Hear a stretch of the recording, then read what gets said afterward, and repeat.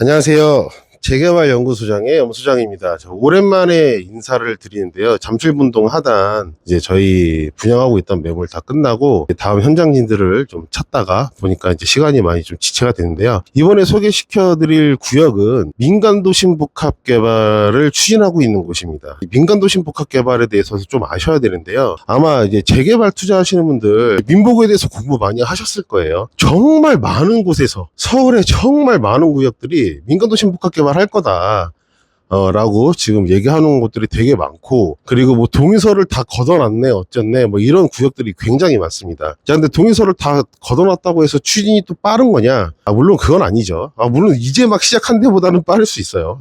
근데 이제 그 절차를 좀 아셔야 돼요. 자, 이 민간도심 복합개발 같은 경우에 사업 시행자가 조합이 아닙니다. 신탁사나 리츠가 사업 시행자가 돼서 이 개발을 추진을 하는 건데요. 자, 그럼 첫 번째, 처음에 뭐 추진이 주민들이 모여서 개발을 추진을 할 때 뭐가 필요하냐면은 신탁사라든지 이런 협력업체들과의 기본적으로 MOU가 필요합니다. 자, 그런 것들이 과정이 지나고 나면, 그리고 이제 사업 시행 예정자를 뽑아야 되는데요. 그 사업 시행 예정자를 뽑을 때 그때 들어가는 동의서가 이제 토지 등 소유자의 4분의 1, 25%죠. 그 다음에 토지 면적의 2분의 1, 50%입니다. 여기서부터 허들이 굉장히 높아요. 토지 등 소유자의 25% 걷는 거는 그렇게 어려운 일이 아닌데, 근데 플러스 토지 면적의 50%가 필요하다. 이게 진짜 힘든 겁니다. 그래서 웬만큼 동의서가 잘 거쳐질 구역이 아니면 시작조차 할 수 없는 사업이 바로 민간도심 복합개발 사업이라고 말씀드릴 수 있습니다.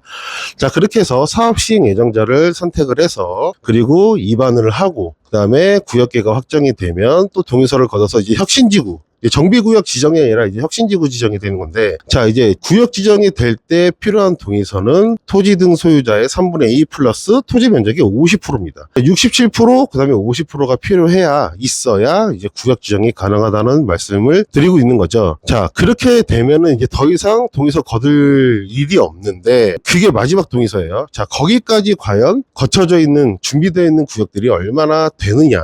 이게 되게 관건이거든요. 모아타운 주민제한 방식으로 추진을 했던 구역들은 주민제한 방식이 토지 등 소유자의 60%, 토지 면적이 50%이기 때문에 이 정도는 기본적으로 충족이 되어 있어야 나중에 민복으로 할 때 구역 지정까지도 크게 문제가 되지 않는다라고 보시면 될 것 같습니다. 자, 민간도심 복합개발 아마 지금 시작하자마자 이제 6월달, 이번 달이죠. 이번 달에 또 뭐 하나 발표가 될 건데, 자, 그 발표가 나오면 그때부터 이제 주민 설명회 하는 곳들이 많이 나올 겁니다. 지금부터 추진, 처음 동의서를 걷었던 이력이 없는 구역 같은 경우에는요, 아마 쉽지 않을 거예요. 그 토지 면적이 50%가 굉장히 높은 허들이거든요. 정말 쉽지 않기 때문에, 그래도 과거에 동의서를 걷었던 이력이 좀 있거나, 혹은 토지 면적의 50%를 진짜 채웠던 곳이 있다고 하면 그쪽들이 먼저 될 가능성이 굉장히 높습니다. 지금 저희가 말씀드릴 구역은요, 자, 천호동에 위치해 있습니다.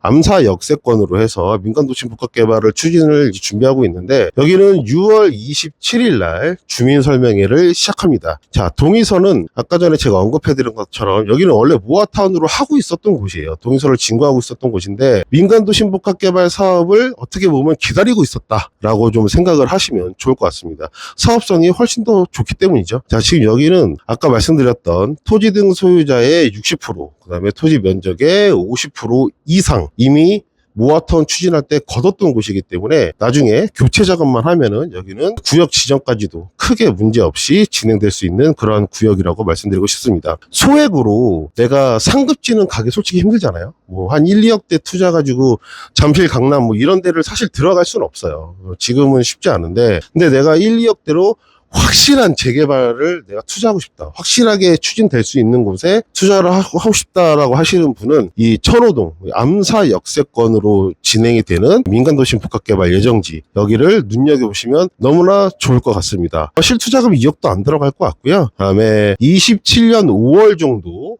구역 지정을 예상을 하고 있기 때문에 지금 빠르게 들어오셔야 됩니다. 지금 구역 안에 신축이 아마 없을 거예요. 저희께 이제 마지막이 될 것 같은 그런 상황인데, 빠르게 선점을 하셔야 1억대 후반 혹은 2억 이하로 확실한 재개발 구역에 투자를 할 수 있는 기회가 생기게 됐습니다. 자, 매물에 대한 상황, 그 다음에 구역에 대한 상황 궁금하신 점 있으면 위 번호로 연락을 주시고요. 천호동이 정말 그 입지를 보시면은 역도 바로 앞에 8호선이죠. 암사역 8호선. 그 다음에 한강까지와의 접근성. 자전거로 5분이면 갑니다. 예.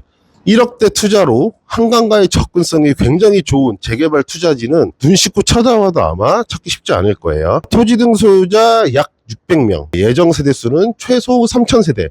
사업성도 정말 기가 막힌데요. 내가 나중에 추가 분담금까지도 좀 걱정이 된다 하시는 분들 무조건 하셔야 돼요.